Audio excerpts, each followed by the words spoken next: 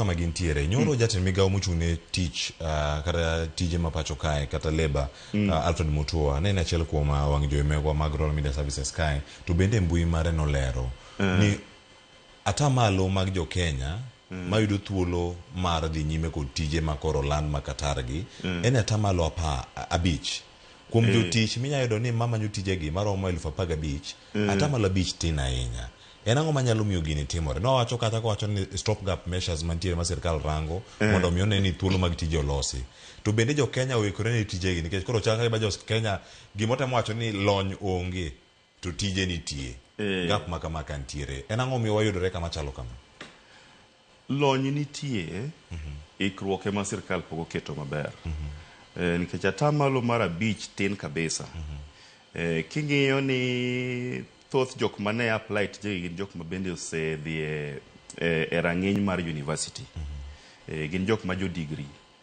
To iyudo ni sama gidhi e interview ni gin giting'o otas. Gikia ni ang'o ma idhi penj kacha, ang'o ma joka dwaro, ang'o ma joka ng'iyo.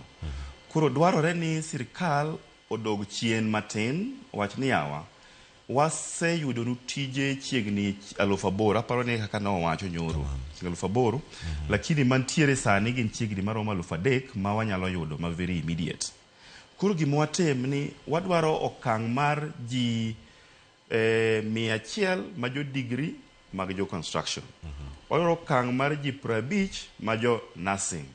Wadwaro teachers maromo kama. Koro kwadok chien to wang'iyo ni ji adi mo apply mondo wachope e rang'iny mar 50, 100 kamano. Kasto wang'iyo ni yawa to gin gi tiegruok mane nikech ing'eni experience masebedogo e ndiko jok ma e skul direct iyudo ni gin ga gi gaps moko matindo tindo ma nyaka gibed ni soft skills gi dho ngere soft skills kweko gidwaro ga time maber ma gibedo gi jatiegruok ma nyalo konyogi mondo gibed e okang' ma ginyalo dhi ndiko kata mana CV, ginyalo kata express themselves e interview. Kich thoth gi gin gidhi e school gikalo penj giyudo tas.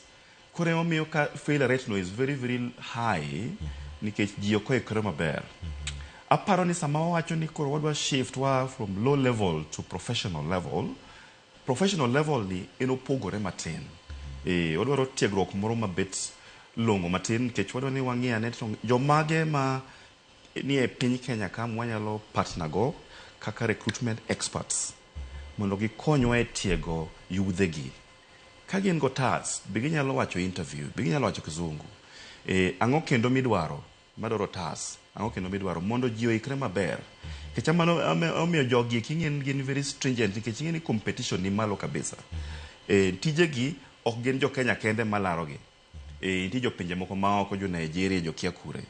Koro mondo wa compete maber, wambe jowa nyaka wabed ni waiko, they are very refined. Masama gi apply tijegi ging'eyo ni omera chances are very high because we have invested in helping our people get ready. Readiness level ne apani pod ni piny sana.